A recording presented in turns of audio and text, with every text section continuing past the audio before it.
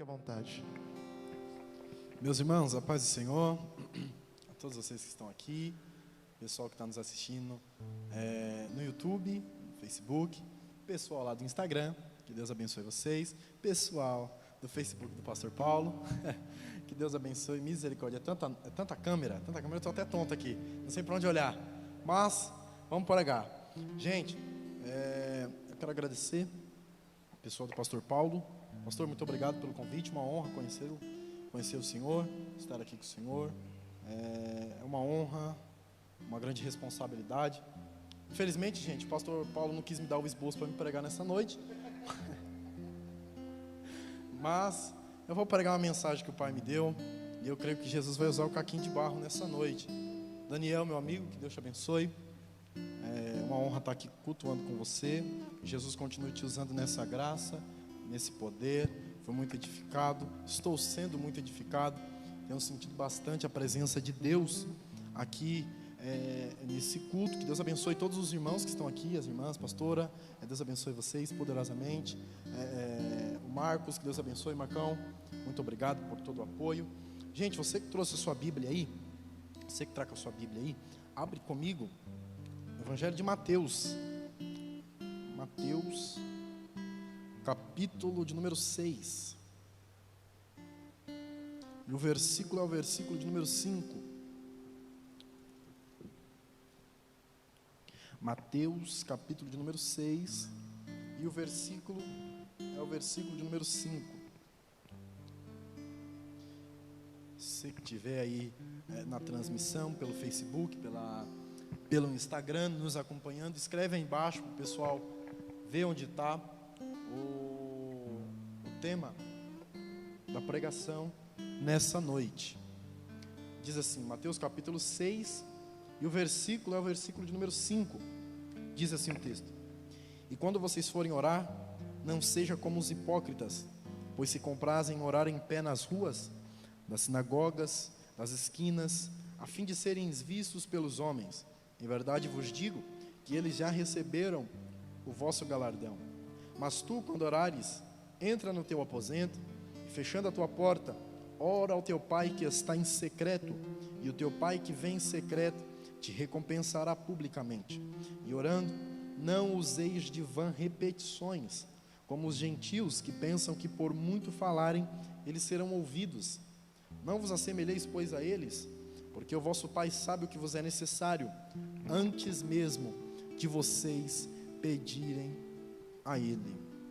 Aonde você está, feche seus olhos, eu quero fazer essa oração, e eu já entro na palavra. Feche seus olhos, curva a sua cabeça. Amigo Espírito Santo, eu creio que o Senhor está conosco, Pai. Existe uma atmosfera diferente nesse lugar, existe uma atmosfera diferente nessa live.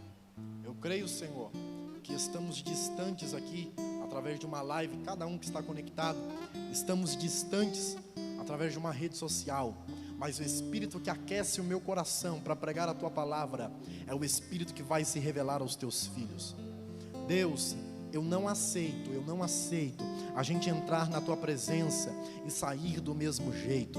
Renova os nossos dias, renova a nossa força, que o fraco diga sou forte, que o abatido saia revigorado, e que a gente saia com um novo cântico em nossos lábios. Abre o céu sobre a nossa alma, inunda a nossa alma com a sua presença, nos ajuda a sairmos fortes, renova os nossos dias como dantes, nos ajuda, enche o nosso coração de esperança.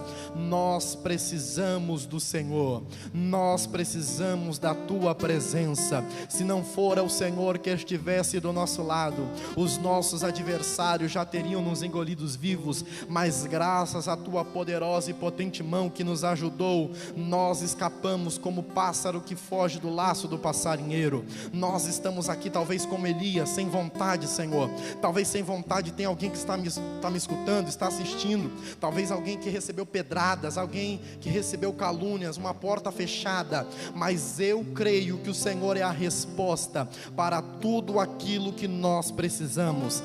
Aquece o nosso coração pela Tua palavra nessa noite. Esse é o meu pedido, em nome de Jesus, em nome de Jesus, Amém e amém. Pastor.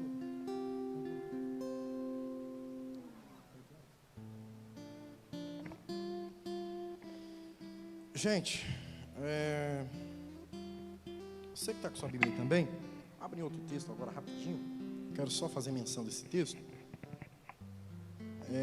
Primeira carta de Pedro, capítulo 1 e o versículo de número 13. Primeira carta de Pedro, capítulo 13, o versículo de número 13. Eu vou ler para a gente não perder tempo. Quero ministrar algo de Deus para o seu coração.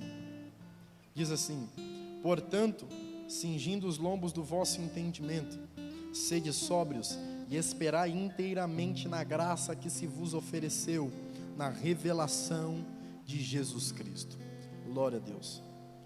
Irmãos, quando nós falamos a respeito da Bíblia Sagrada, quando nós fazemos menção da Bíblia Sagrada, pastor, nós nos deparamos com no mínimo duas divisões básicas que a Bíblia nos apresenta. A Bíblia é dividida em Antigo e Novo Testamento, Antiga e Nova Aliança. Cada uma dessas alianças, pastor, ela tem as suas divisões de livros. Para quê? Para que a gente possa se achegar ao texto da forma devida do texto. Por exemplo, não se interpreta uma lei como se interpreta uma história. Não se interpreta uma história como se interpreta uma poesia. Cada texto, ele deve ser achegado de uma forma diferente, da sua forma devida. Por exemplo, nós temos livros com linguagens alegóricas, temos livros com figuras de linguagens, como o livro de Apocalipse, por exemplo, tem muita figura de linguagem. Então, cada texto, cada divisão tem um tipo de literatura para que a gente possa se achegar. Por isso, muitas vezes, responde aquela pergunta daquele crente que fala assim: mas por que a Bíblia não está escrita em ordem cronológica, do começo até o fim? Porque quando foi feito na Vulgata Latina, lá atrás, há anos atrás, eles se preocuparam em sistematizar os livros, para que quando a gente fosse ler, a gente não se perdesse no meio desses livros. No Antigo Testamento, por exemplo, pastor, a gente tem o que chamamos de Pentateuco. Penta 5, Teuco volumes. São os 5 primeiros volumes da Bíblia: Gênesis, Êxodo, Levítico, Números e também o livro de Deuteronômio. Depois nós temos os livros históricos do Antigo Testamento, que vem do livro de Josué e vai até o livro de Ester. São os livros históricos, se tratam como uma história, já não são mais livros de lei, e ali é uma história, a gente se achega como se achega uma história. Tem diversas histórias incríveis. Depois nós temos os livros poéticos. Os livros poéticos são bastante livros usados para devocionais, como por exemplo, que vem do livro de Jó e vai até o livro de Cântico dos Cânticos, ou o livro de Cantares de Salomão. Depois desses, nós temos os livros dos profetas, que se inicia em Isaías e vai até o livro do profeta Malaquias, e assim se encerra o Antigo Testamento. Já no Novo Testamento, abrindo alas, nós temos aquela maravilha, os 4 livros chamados de Evangelhos. Pastor, isso aqui me chama muita atenção. São os Evangelhos. Eles iniciam o Novo Testamento. O que é um Evangelho? O Evangelho é basicamente uma biografia acerca da pessoa de Jesus. O Evangelho é uma biografia acerca da pessoa de Jesus. No Evangelho, o que a gente encontra? A gente encontra, numa síntese do assunto, uma síntese dos Evangelhos, a gente vai encontrar, Daniel, a gente vai encontrar coisas básicas, como o início do ministério de Jesus, o nascimento de Jesus, a escolha dos discípulos, Jesus fazendo a sua obra, cumprindo o seu chamado, depois Jesus na cruz e a sua ida ao Pai. Numa síntese, isso é um Evangelho. Agora, o que me chama a atenção, pastor Paulo, o que me chama bastante atenção é o porquê que não foi colocado biografia de Jesus e foi colocado o Evangelho de Jesus. Eu sou curioso, eu vou ler a Bíblia, eu sou curioso. Eu li lá, Evangelho de Jesus, eu fui estudar, é uma biografia. Peraí, se é uma biografia, por que não está biografia e está Evangelho? Da onde vem essa palavra Evangelho? Todos os irmãos que estão aqui, da onde vem essa palavra Evangelho? Da onde surge esse termo Evangelho? Qual é o significado de fato, né? Qual é a historicidade desse termo?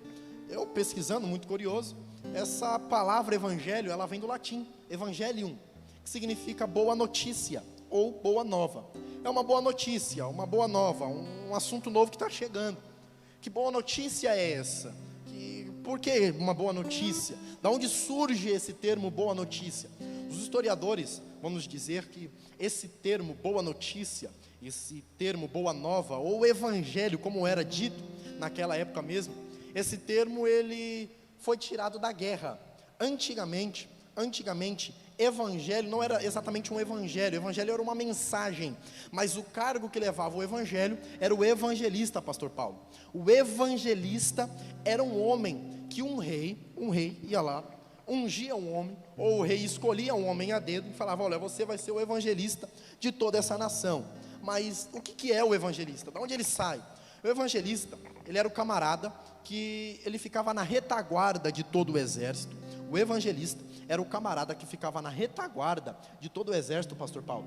O soldado, o general, o rei, ele ia para frente, ele montava toda a sua guarda, e um evangelista, um homem, ele ficava em toda a retaguarda. Esse homem, ele era encarregado de levar uma notícia para a cidade.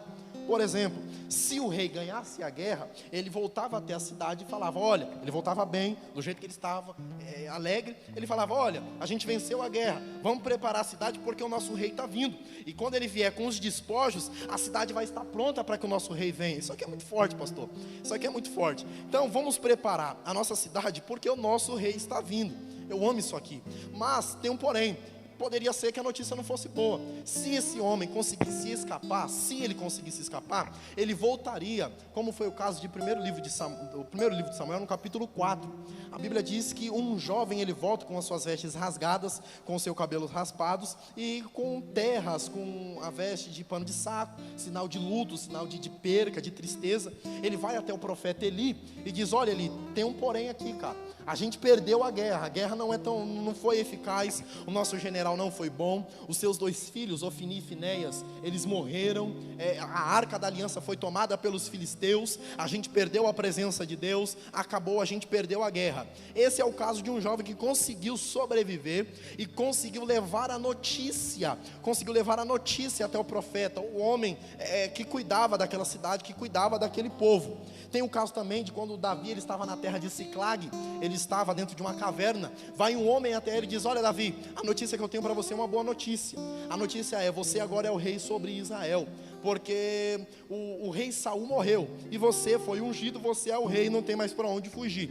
Esses são 2 parâmetros que a Bíblia nos dá, mostrando que isso aqui não é uma heresia, é um fato histórico, que um homem, ele ficava para dar uma notícia, ele era o evangelista, ele vinha até a cidade para trazer a notícia da guerra. A Bíblia diz em Marcos, capítulo de número 15, versículo de número 16, Jesus, ele faz aquilo que os teólogos chamam de grande comitiva, ele reúne uma grande comissão. Daniel, ele reúne uma grande comissão. Nessa grande comissão vão estar, alguns dizem que os 12 discípulos, outros dizem que os 70 discípulos vão estar com Jesus.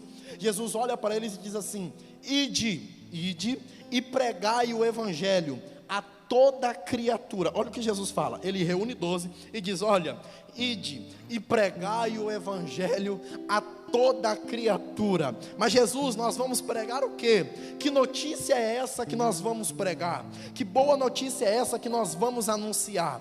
Prega para o mundo que a guerra que aprisionava o homem, que não deixava o homem ter relacionamento com Deus, eu já venci lá na cruz do Calvário. Aleluia! Eu sinto a graça de Jesus aqui nessa live, eu sinto Jesus aqui nesse ambiente. Eu quero começar a pregar para quem trouxe glória a Deus aqui nesse ambiente, para quem tem glória a Deus aí através de uma live. Eu sinto Jesus aqui. Mas nós vamos pregar o que, Jesus? Que boa notícia é essa? A boa notícia é a minha crucificação. Não, Jesus, eu não estou entendendo. Você foi crucificado. Crucificação é motivo de loucura. Crucificação é coisa de morte. Na onde uma morte tem uma boa notícia, é que a minha morte venceu a morte.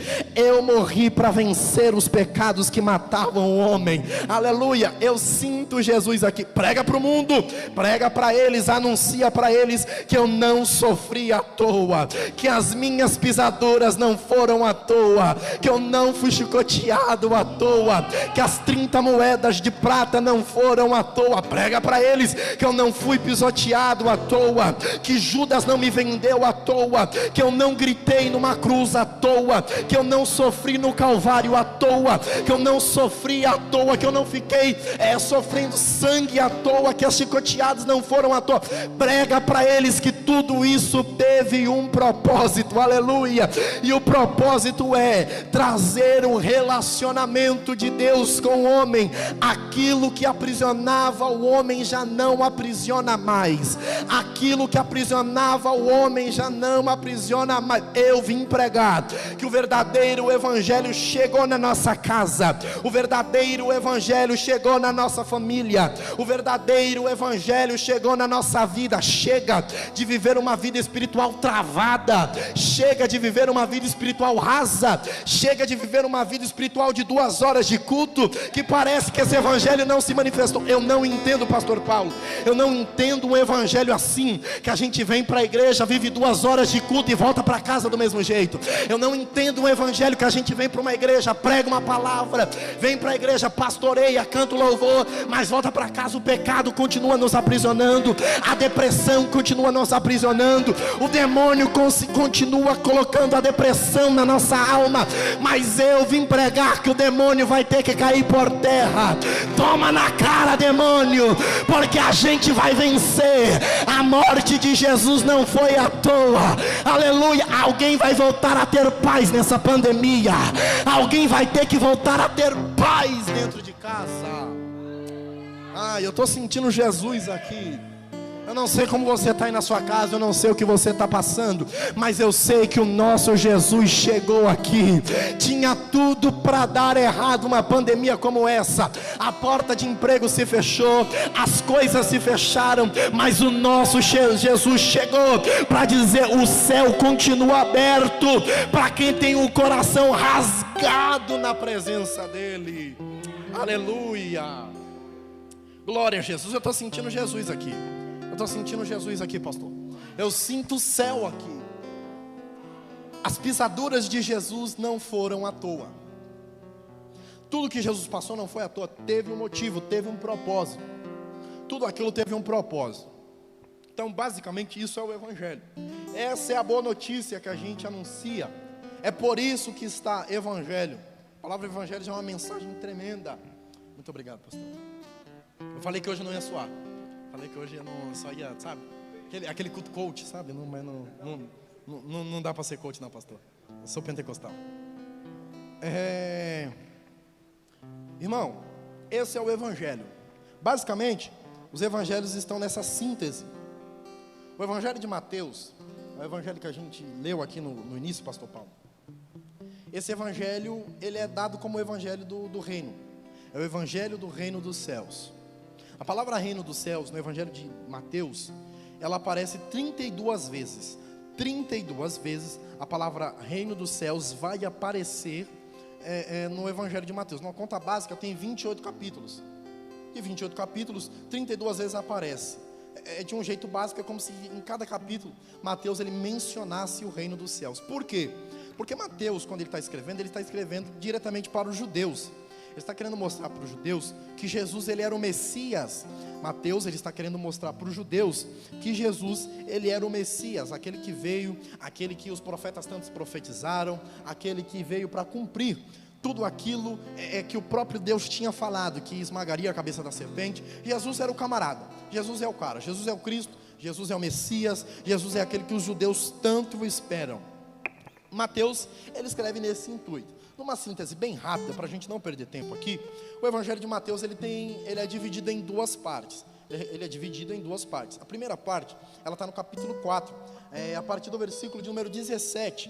Mateus, ele escreve no capítulo 4, versículo 17, o início do ministério de Jesus, o início da trajetória de Jesus. No capítulo de número 16, o versículo 21, a gente vê a segunda sessão desse evangelho, pastor Paulo. A gente vê a segunda sessão. Qual sessão é essa? Jesus está preparando os discípulos para a sua ida ao Pai, ele está se preparando para a crucificação e todo aquele mover. Então, o evangelho de Mateus ele é dividido nessas 2 partes. Dentro dessa divisão, o texto que a gente leu, ele está no capítulo de número 6, está falando sobre o sermão da montanha. Esse sermão é um sermão maravilhoso.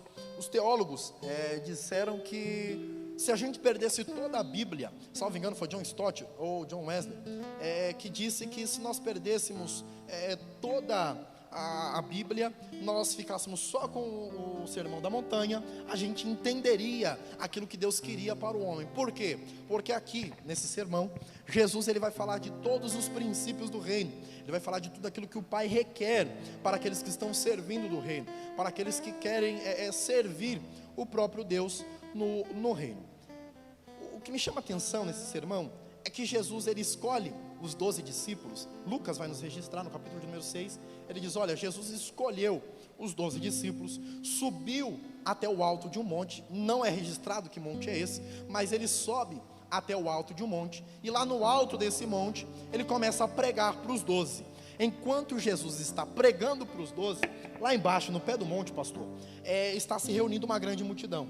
Essa grande multidão está vindo da Judeia, de Jerusalém, está vindo da costa marítima de Tiro, de Sidom. Está vindo uma multidão. Dentro desses, de uma multidão, tem doutores, mestres, fariseus que estavam querendo só ver o que Jesus ia fazer, quais seriam os ensinamentos de Jesus. Também tem aqueles no meio da multidão, o próprio Lucas vai dizer que só estavam indo coxos, enfermos, e esses só estavam indo para receber. Lucas é enfático, eles só estavam indo para receber e ver aquilo que Jesus estava fazendo.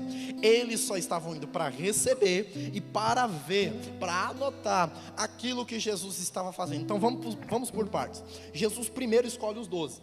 Ele escolhe os 12. Da eleição dos 12, eu quero mencionar aqui a eleição de Mateus, que é o evangelho que eu li aqui, é o que eu escolhi. Eu quero falar sobre Mateus. Simples. O evangelho de Mateus, ou melhor, o Mateus aqui, o discípulo Mateus, o apóstolo Mateus, a sua escolha é uma escolha que me chamou muita atenção, pastor. É uma escolha que brilha aos meus olhos quando eu olho para essa eleição. A Bíblia diz que antes de Mateus ter esse nome, Mateus, como a gente conhece, como a gente vê no evangelho, o nome dele era Levi. E o Levi, ele era cobrador de impostos. Ele cobrava os impostos da sociedade. Um cobrador de impostos naquela época, ele era muito mal visto. Não, mas não era pouco, ele era muito mal visto. As pessoas não olhavam bem para ele. Por quê? Ainda mais ele sendo judeu, sabe? Porque eles falavam, pronto, o camarada é judeu, ele veio de Jerusalém, ou seja, ou melhor, ele pode ser israelita, seja o que for. Ele está cobrando imposto do povo que ele nasceu. Ou seja, ele é um ladrão, entendeu? Como se fossem alguns políticos por aí, sabe, pastor?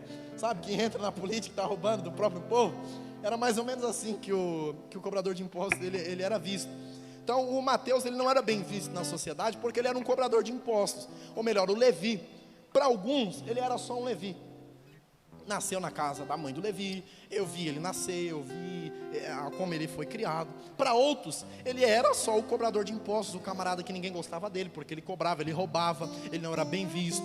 O Levi, o pastor Marcos, ninguém gostava dele, ninguém ia com a cara dele. E os evangelistas, eles vão registrar, Marcos, Lucas e João, quando eles vão registrar, eles dizem assim, estava lá um homem na bancada dos políticos, na bancada dos publicanos, e na bancada dos publicanos, o Jesus olhou para ele e disse assim, Levi, segue-me.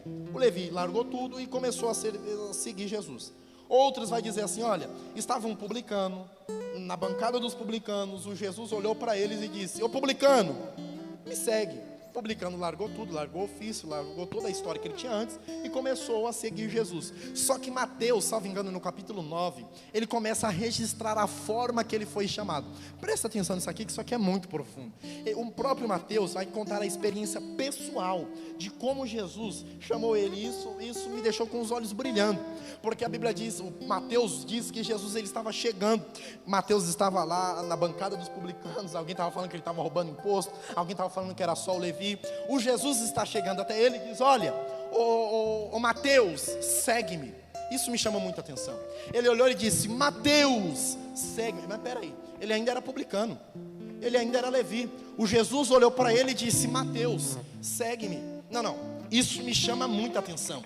Outros evangelistas vão falar, Levi, me segue, ou publicano, me segue. Só que Mateus, quando ele vai relatar a sua experiência pessoal, ele diz que Jesus olhou para ele e disse assim, para alguns você é um publicano qualquer, você é mal visto pela sociedade, para outros você é só o Levi que nasceu na casa da tua mãe, que é só mais alguém qualquer, mas para mim você já é um Mateus. Mateus, segue-me.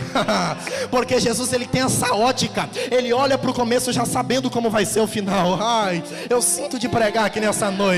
Ele olha olha para o começo, alguém começando uma igreja simples, alguém começando a pregar uma pregação rasa, uma pregação simples aos olhos humanos, alguém que não sabe tocar, alguém que não sabe pastorear, alguém olha e diz: é só mais um Levi, é só mais um desprezado. Só que Jesus olhou e disse: para alguém você é desprezado, mas para mim você é Mateus. Vem porque eu tenho parte contigo, vem porque o reino te chama. Isso me chama muita atenção, pastor. Quando eu olho para Mateus, não tem como não lembrar do profeta Jeremias. Não, o Jeremias, ele me chama muito mais atenção do que o Mateus. O Jeremias, ele é da cidade de Anatote, ele é filho de Uquias, e ele era para ser sacerdote. Ah, vida, mas o que isso tem a ver? Tudo. E Uquias era sacerdote, Anatote era cidade de sacerdote, e consequentemente Jeremias não tinha para onde correr. Ele era sacerdote, linhagem sacerdotal, não tem jeito, você vai ser sacerdote. Era mais ou menos assim: filho de peixe, peixinho é. Filho de peixe, peixinho é. Então é o seguinte: você veio de uma linhagem sacerdotal, vai ser sacerdote, mano, não tem para onde correr. Então, aproximadamente dos 12 ou 14 anos de idade até os 30 ou até os 29, o Jeremias, ele tem na sua mente que ele vai ser um sacerdote. Todo mundo que olha para ele diz: ó, tu vai ser sacerdote, teu pai é sacerdote, você vem de família sacerdotal, você estuda nas escolas dos profetas para ser sacerdote, você vai ser um sacerdote, você não tem para onde correr. A sociedade, aonde você vive em lugar de sacerdote, você não tem para onde correr, você não está entendendo. A sociedade que você vive, a casa que você mora, o pai que você tem, tudo coopera para você ser um sacerdote. Você não tem para onde correr. No ano para ele cumprir a chamada sacerdotal, alguns dizem que ele vai completar os 30 anos de idade, veio a palavra do Senhor a Jeremias dizendo: Jeremias, antes que eu te formasse no ventre da tua mãe, eu te escolhi e te separei as nações e te dei por profeta. Aleluia. Eu te escolhi. A palavra escolhi no hebraico é yadha. A palavra yadha, pastor Paulo, essa palavra é marcado, mas não é marcado, é marcado para uma função específica. Então antes dele nascer, Deus já tinha marcado ele para uma função específica. Era Deus dizendo: Jeremias, alguém olhou para você e tentou protocolar a sua história. Alguém olhou para você e disse: olha a casa onde ele mora, olha a roupa que ele veste, olha o pai que ele tem, ele não vai deixar de ser um sacerdote. Eu vou simplificar: ele mora no meio de uma favela, ele não vem de uma família boa, não estudou numa melhor escola, não tem o melhor emprego, esse é um sem futuro, esse não vai para lugar nenhum. Mas sabe o que Deus está dizendo? Antes de você nascer no ventre da tua mãe, eu já tinha te escolhido, eu já tinha te marcado, eu já tinha te separado para você ser um profeta. Aleluia. Antes de você nascer, eu já tinha separado obras para que você andasse nelas. Antes de você nascer, o céu já tinha te escolhido. Talvez Deus me trouxe aqui numa live como essa, sem expectativa nenhuma, para dizer para algum Jeremias que está me escutando: alguém disse que você não vai sair da favela, alguém disse que você não entra na faculdade, mas o céu está me dizendo: entra, porque a porta já está aberta. Você é profeta, você é meu. Aleluia. Eu sinto a graça de Jesus aqui, Marcos. Eu sinto Deus aqui. Então, vamos voltar aqui para a linha de raciocínio. O Mateus, ele é escolhido. Depois escolhe mais 11, ou melhor, mais 10. Judas vem até Jesus pela tradição. Jesus, ele sobe para o monte. Quando Jesus sobe para o monte, pastor Paulo, quando Jesus ele sobe para o monte, a Bíblia diz que começa a vir essas multidões que eu já citei. Homens da costa marítima, vem judeus, vem gente de tudo quanto é lado, vem de tudo quanto é jeito. Esses camaradas, eles começam a vir, Jesus está pregando para os 12 lá em cima, no alto do monte. Isso me chama muito a atenção também. Eu aprendi que é nos detalhes que Deus está. E eu lendo esse texto, eu falei: não, aqui tem um detalhe tremendo. Marcos, tem uma multidão vindo. A ideia que o texto nos dá, que Lucas nos dá, é que Jesus está pregando e a multidão está se reunindo. Enquanto Jesus prega, tem uma multidão vindo lá de baixo. A pergunta que eu fiz é: Senhor, por que o Senhor não parou de pregar para os 12 e falou: ó, desce para lá, ou então manda chamar todo mundo, e todo mundo começa a ouvir o mesmo sermão? O sermão vai ser o mesmo. Jesus não precisava pregar os 2 sermões 2 vezes, pregar o mesmo sermão 2 vezes. Fala: ó, vai lá para baixo, vamos esperar todo mundo chegar e eu prego e todo mundo vai entender. A pergunta que eu fiz é: por que o Senhor perguntou por que o Senhor não parou de pregar para os 12 e começou a pregar para aquela multidão. Jesus me falou: é porque eu sou movido por propósito e não por barulho. É porque eu sou movido por propósito e não por quantidade. Tem gente que se espanta, começa a ver uma grande multidão e diz: é para eles que eu vou pregar. Mas será que lá tem um propósito? Jesus, ele não precisa de multidão. Jesus só precisa de 12 com o coração aberto, mesmo que através de uma live. Eu vou liberar. Jesus, ele não precisa de um templo aberto. Eu vou liberar. Jesus, ele não precisa de culto presencial. Não, eu vou liberar. Jesus, ele não precisa de uma multidão aglomerada. Se tiver alguém dentro de uma casa, de uma live com propósito, o rei decide descer para ensinar as maravilhas do reino. Eu sinto ele aqui nessa live. Como eu sinto Jesus aqui. Ele não precisa de muito, ele só precisa de propósito. O Jesus, ele é movido por propósito, não por barulho, não por quantidade. Até porque a multidão só estava indo para ver o que Jesus tinha para fazer. A hermenêutica, ela me permite uma pergunta básica. Mas antes de entrar nessa pergunta, eu quero aprofundar um pouco para você entender. A palavra discípulo, ela vem do grego matemáticos. É a mesma palavra usada hoje para matemática. Só que a palavra matemáticos, antigamente, ela era usada para astrologia, pastor Paulo. Ela era usada para o estudo sobre os deuses. A palavra discípulo, ela vem dessa mesma raiz, o estudo sobre os deuses. Quem são os discípulos? Os discípulos são aqueles que se interessam diretamente por quem o mestre é, pastora. Os discípulos são aqueles que se interessam diretamente pelos ensinamentos do mestre. Quem é o discípulo? Aquele que deseja, almeja ter os trejeitos do mestre, aquele que deseja andar o tempo todo do lado do mestre, deseja ser como o mestre que quer ficar do lado do mestre. Aí eu comecei a entender. Enquanto tem uma multidão só para ver o que Jesus ia fazer, só para ver se ele ia acertar ou errado na lei, só para ver se ele tinha poder mesmo para curar, existe alguém que está lá em cima, no monte, talvez ninguém está olhando, mas eles estão lá só para sim, porque eles estão interessados só para ser como o mestre só para viver como o mestre vive, só para se relacionar diretamente com o mestre. Desculpa, eu não sou um pregador, irmão, você vai me desculpar. Eu já passei daquela fase de ser um pregador que precisa emocionar todo mundo, de ser um pregador que precisa impressionar. Eu vim para pregar a palavra, vai doer. Talvez se você não conseguir dar glória, grita ai, mas não fica quieto não grita não fica quieto não. Mas olha, percebe isso aqui. Quem somos nós nessa história? Será que nós somos a grande multidão que está indo até Jesus somente para ver aquilo que ele está realizando? Ou será que a gente é os discípulos que está indo para ver o que Jesus para ir se relacionar diretamente com Jesus? Será que nós somos como aquela grande multidão que só está indo para receber o milagre? Porque, irmão, deixa eu te dizer uma coisa: quem vai só pelo milagre, quando recebe, para. Quem vai só pelo milagre, quando vê a porta fechada, não entra mais, não vai se relacionar mais. Quem é discípulo, pode ter pandemia, pode ter o que for, está com o coração aberto, dizendo: eu estou por uma live, mas eu vou adorar. Eu estou por uma live, mas eu rasgo meu coração. Eu sinto Jesus aqui nessa live. Quem somos nós? Nós temos sido como aqueles discípulos, ou nós somos como aquela multidão que vê o culto como uma espécie de cardápio? Porque infelizmente a gente está vendo o culto como uma espécie de cardápio. Eu pego o meu celular, olho aqui e vejo quem vai pregar. Não, esse pregador não prega do jeito que eu quero, então eu não vou assistir a live, eu não vou nesse culto. Ou então eu vejo o cantor que está cantando, ele desafinou um pouco, ele errou no acorde. Não, esse cantor não presta, eu não vou dar glória. Não tem perfeição. A gente acha que culto é self-service, a gente acha que isso aqui é restaurante, que a gente vem para ser servido. Não, a palavra não foi boa, não senti um arrepio, eu não pulei, eu não dei glória, a palavra não foi boa. Ô princesa, ô príncipe, você que está me assistindo, eu preciso liberar isso aqui para você. Culto, a gente não vem para ser servido, culto a gente vem para servir, a gente vem para entregar. Aleluia. Eu estou cercado por um povo aqui, eu tenho uma comitiva comigo aqui que veio adorar por quem ele é, que entendeu que Jesus é o nosso tudo, a ele é a honra, a ele é a glória e a ele é todo louvor. Aleluia. Eu não venho aqui para observar se Jesus vai fazer, se vai ter milagre, se a palavra foi boa, se o pregador errou, se o cantor errou, se a teologia dele foi boa, se ele errou, se ele pregou alguma heresia. Não, eu vim para cá para se relacionar com o meu mestre. Quem está comigo nessa live, pelo amor de Deus, aqui no templo ou em casa, libera esse glória. Canamasi Jereminosia Remaia.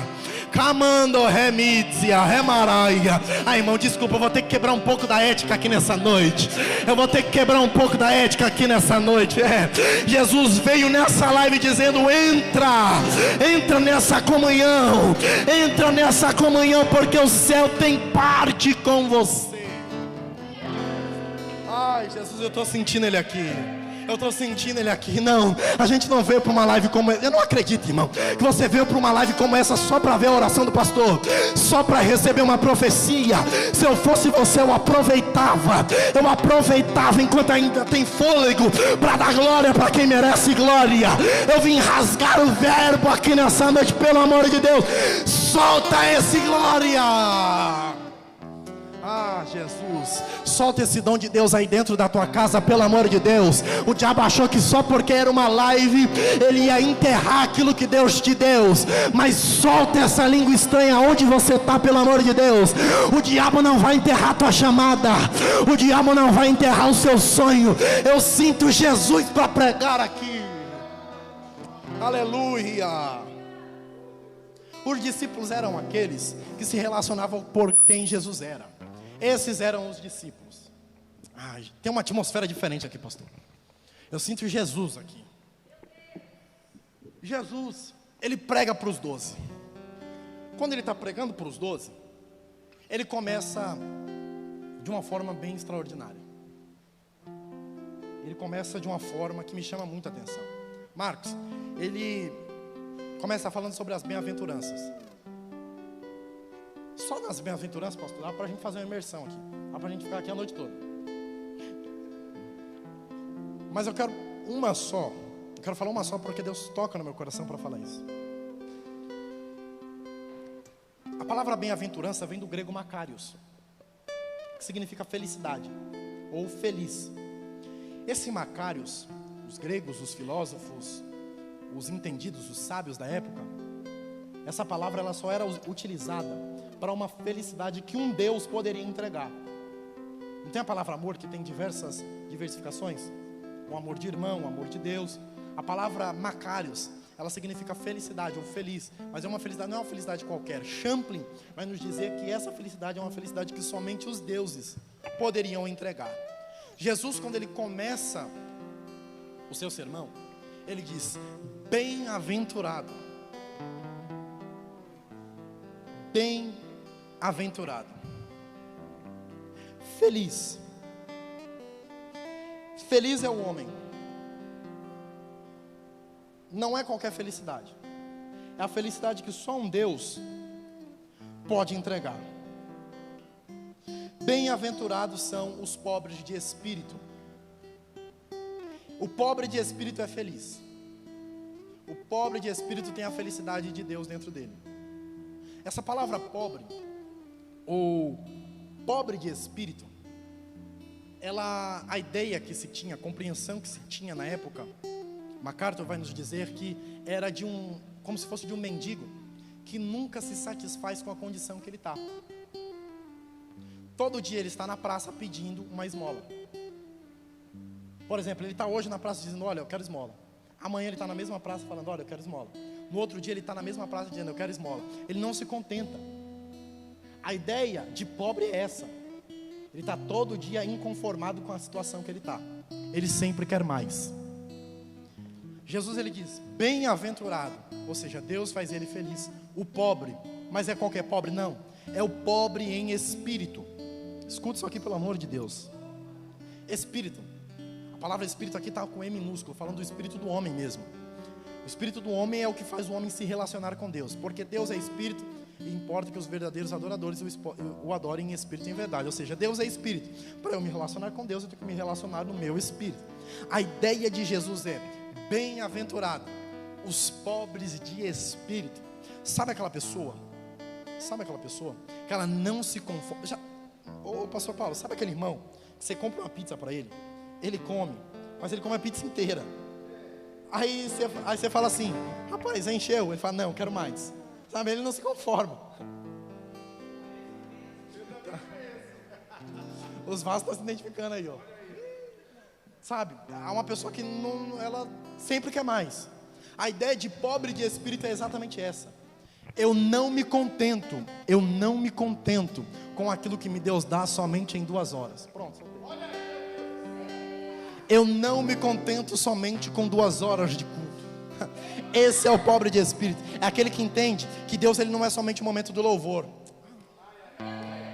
O pobre de espírito é aquele que entende que Deus não é somente o momento da palavra. O pobre de espírito é aquele que entende que Deus não é somente o momento da pregação, ou o momento da oração, que eu passo 30 minutos, falo com Deus e acabou. Depois Deus falou comigo, acabou, Deus não está mais comigo. Não, o pobre de espírito é aquele que entende, Deus é mais do que 2 horas de culto. Aleluia, aleluia. Deus é mais do que 2 horas de culto. Eu quero me relacionar com Ele por quem Ele é. Esses são os pobres de espírito. Eu estou numa live, mas eu quero mais de Deus. Eu estou num culto, mas eu quero mais de Deus. Eu entro no domingo querendo mais de Deus. Na segunda eu quero estar mais cheio ainda. Chega na terça, eu quero estar mais cheio do que segunda. Chega na quarta, eu quero estar mais cheio do que na terça. E assim vai. Esses são os pobres de espírito. Eu não sei você, mas eu sou um pobre de espírito. Eu não vim para essa live de brincadeira. Eu vim para o tudo ou nada. Eu vim para ser cheio de Deus nessa noite. Se você que está me assistindo é um pobre de espírito, se prepara, porque Jesus tem felicidade para você. Se prepara, porque Jesus tem alegria para te entregar. Glória a Jesus. Eles não se conformam. Esses são os pobres de espírito. Já no capítulo de número 6, foi o capítulo que a gente leu, Jesus ele vai falar alguns cenários. Ele vai fazer algumas mudanças de cenários para que o público conseguisse entender aquilo que ele estava querendo passar, aquilo que ele estava querendo pregar. Numa síntese ele está falando tudo da mesma coisa, mas ele vai mudando de cenário em cenário para que o público entendesse aquilo que Deus quer. Pastor Paulo, Jesus ele fala assim, no capítulo 5, no versículo 5: quando vocês forem orar, não seja como os hipócritas, que oram em pé nas esquinas, nas ruas, nas praças, nas sinagogas.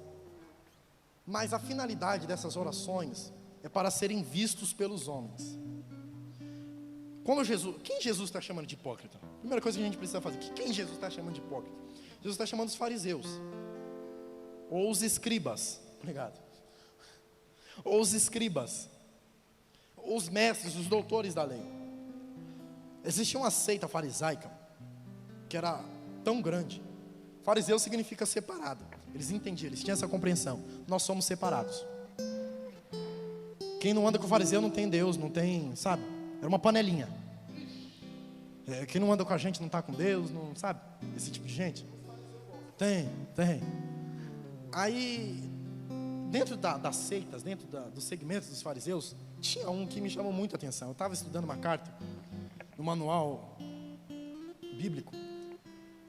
Dentro dessas seitas tinha uma que é chamada dos fariseus dos olhos. Eu falei, que tipo de fariseu é esse? Eu fui pesquisar. Esses fariseus, eles vendavam. Eles escolhiam um dia na semana, provavelmente o sábado. Eles ficavam com os olhos vendados o dia inteiro, das 6 da manhã às 6 da noite. Para quê? Para falar para o povo: a gente não vai olhar coisa ruim, para não escandalizar, para não, sabe, porque a gente é santo e a gente não quer corromper os nossos olhos. Tinham aqueles que jejuavam também, esse é mais comum. Aqueles que jejuavam e não escovavam os dentes, deixavam o cabelo todo bagunçado, para falar: olha, eu estou em jejum, todo mundo tem que olhar, eu estou jejuando, sabe? Todo mundo tem que ver, eu estou fazendo. Sabe aquelas pessoas que têm necessidade de alguém estar olhando o que ela está fazendo? Aí Jesus falou: olha, quando vocês forem orar, não sejam como eles, não sejam como os hipócritas. Tá, a gente sabe que os hipócritas eram essas seitas, mas o que era ser um hipócrita na época? O hipócrita, naquela época, ele era um ator. A palavra hipócrita vem do latim ou do grego hipócrisis, que significa ator, ou aquele que usa uma máscara. Aquele que usa uma máscara. No teatro grego, antigamente, quando se iniciou o teatro grego, as mulheres elas não tinham voz ativa na sociedade, então elas não podiam atuar. Elas não podiam entrar lá no palco e fazer uma atuação. Então os homens, para fazer o papel do homem, para fazer o papel da mulher, ele tinha que usar uma máscara. Então as pessoas deram esse nome, hipócrita, é aquele que usa uma máscara. A linguagem dele, o hipócrita, é aquele que atua. Quando Jesus olhou e falou: os fariseus, aqueles que atuam na obra religiosa, eles são hipócritas. Por quê? Porque eles acham que culto é teatro. Ai, meu Deus. Eles acham que culto é teatro, pastor. Eles acham que é só subir aqui, pregar uma palavra, usar uma máscara e voltar para casa e viver do jeito que quer. Sabe? Acha que é só vir aqui pregar, mas não precisa voltar para casa e viver o que prega. Já viu? Esse tipo de gente que vem para a igreja, canta um louvor, mas volta para casa, fica com uma, fica com outra. Sabe, pastor? É hipócrita. Vive uma máscara aqui. Mas eu vim te dizer uma coisa: o nosso Jesus veio quebrar o protocolo aqui nessa noite. Eu vim te dizer que culto não é teatro. Não é só vir aqui fazer uma boa performance, uma boa atuação e achar que está tudo bem. Não. Culto não. Culto não é isso. Culto não é isso. Jesus entrou no templo, ele chutou tudo, pastora. Jesus chutou tudo. Ele chuta a mesa. Quando ele chuta a mesa, pastor Paulo, ele diz: olha, vocês entenderam errado o que é templo. O templo não é comércio. Aqui é casa de oração. Aqui é casa de adoração. Vocês não estão entendendo o propósito. Aqui é lugar de adorar. Culto não é lugar de teatro. Eu vou liberar, pastor, desculpa. Culto não é lugar de teatro. Culto não é lugar de autopromoção. Culto não é palanque político. Culto não é lugar da gente vir aqui tirar dinheiro do povo e ir embora. Não. Culto é lugar de adoração.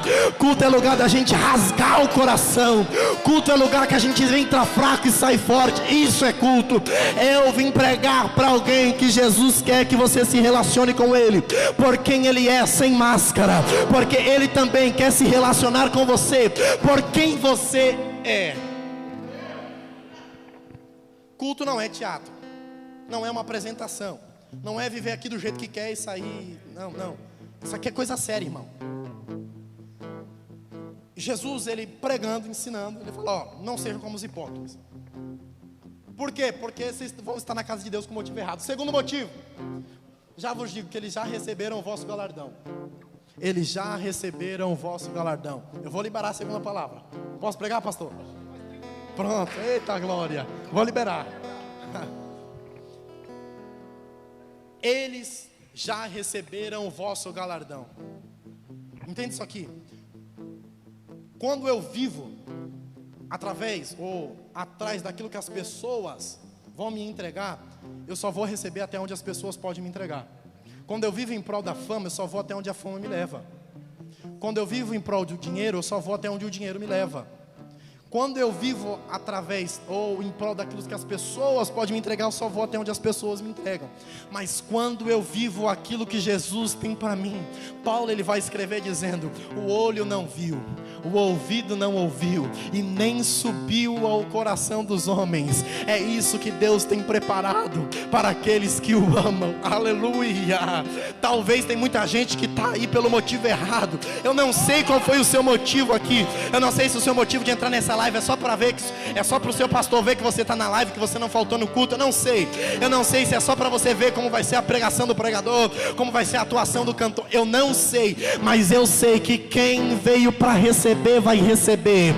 Quem veio com o coração aberto para receber vai receber. Eu trouxe uma palavra de ânimo para você.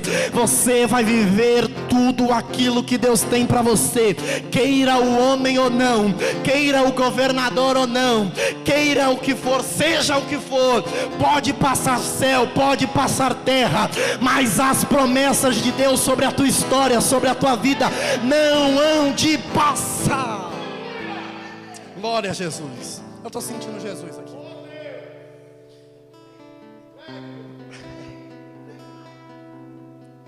Jesus fala: primeiro, culto não é lugar de teatro. Segundo, enquanto eu viver em prol daquilo que as pessoas me entregam, eu só vou ir até onde as pessoas me levam. Isso aqui é muito forte, irmão.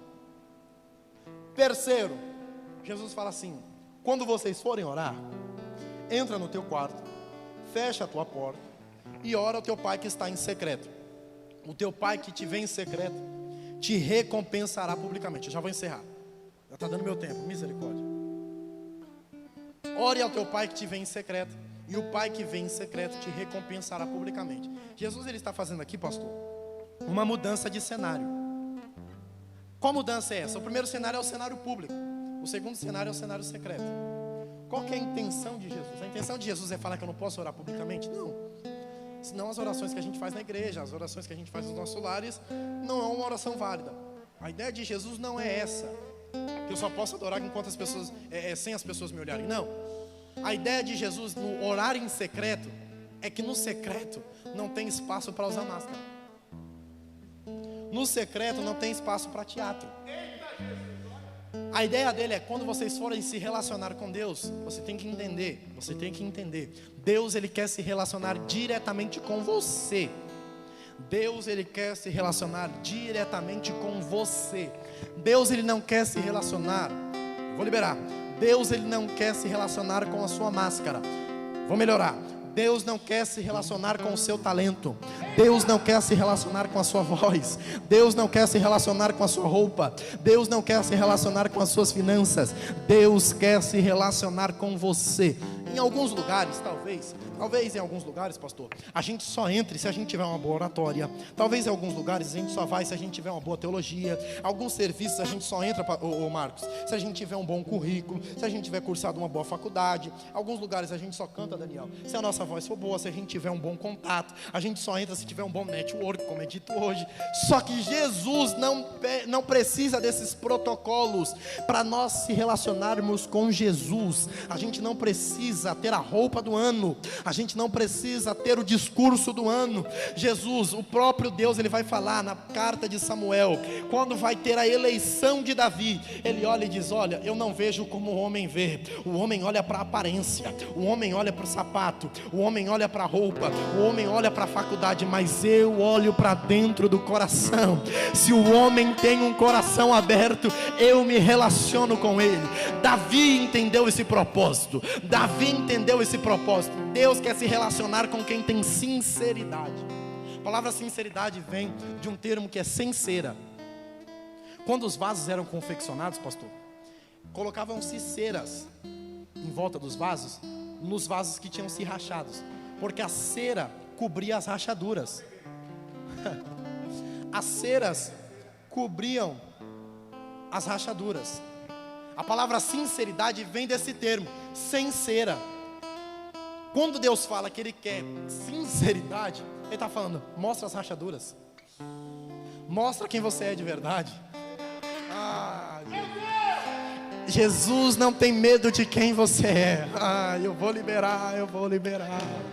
Jesus não tem medo dos seus defeitos. Não, eu vou te dizer uma coisa: se fosse para você ser bom demais, Ele não teria morrido numa cruz, mas Ele morreu pelos teus pecados. Ele está dizendo: mostra quem você é, que eu mostro quem eu sou. Aleluia.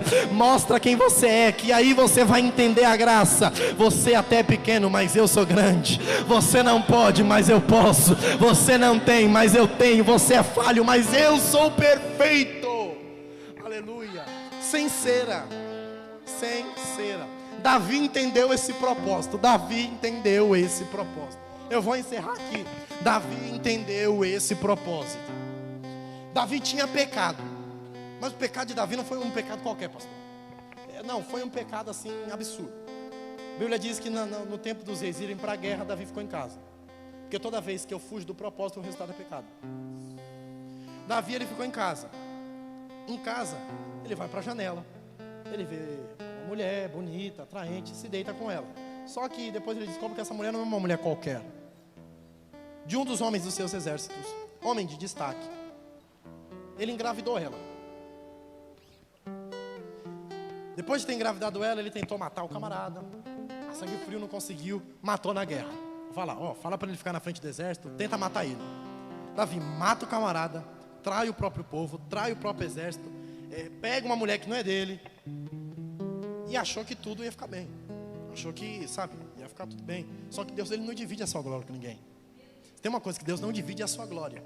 Por um certo período, Davi estava achando que ele tinha conquistado tudo porque ele era bom.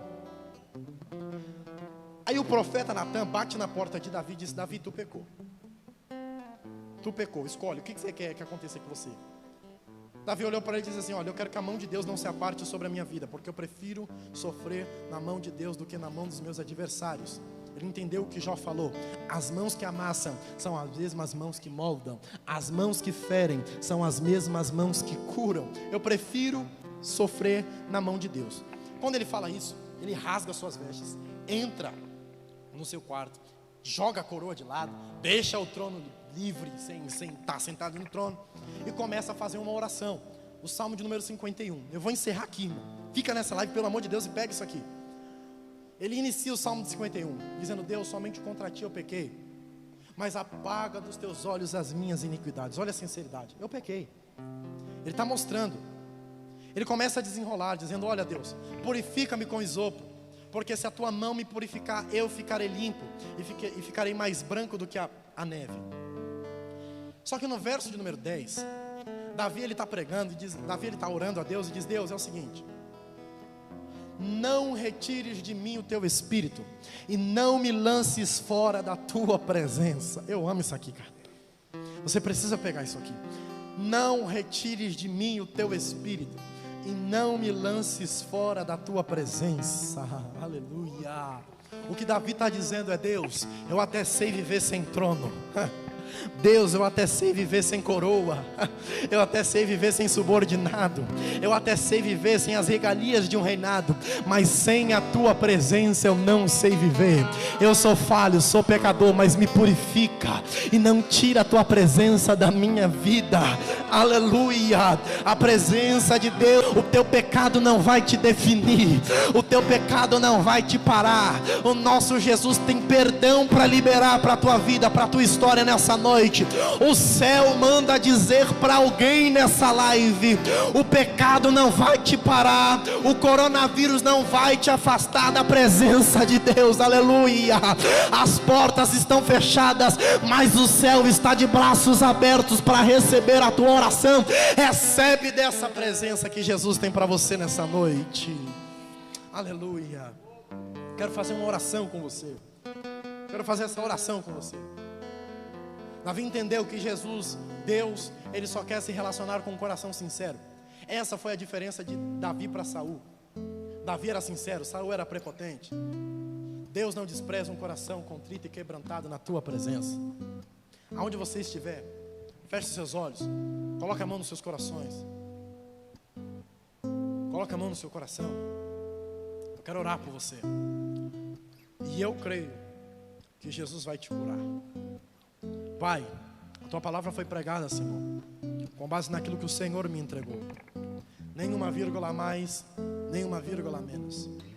Eu peço ao Senhor, confirme essa palavra no nosso coração. Nós precisamos do Senhor.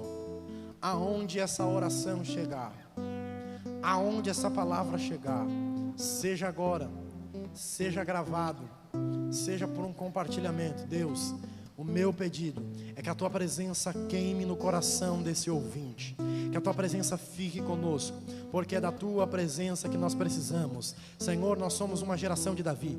Sabemos viver sem todas as regalias, mas não sabemos viver sem a tua presença. Fica conosco, Jesus. Esse é o nosso pedido.